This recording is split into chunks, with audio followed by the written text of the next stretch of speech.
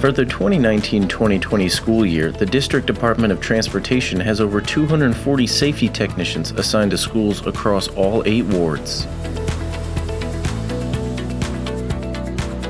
Safety technicians control intersections around schools to make sure everyone crossing to and from the school building in the morning and afternoon are safeguarded.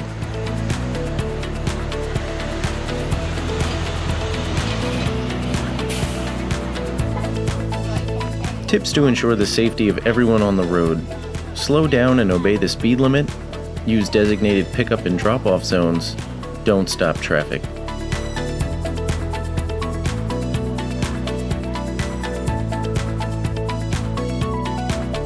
Principals can request a new safety tech for their school by completing the form at ddot.dc.gov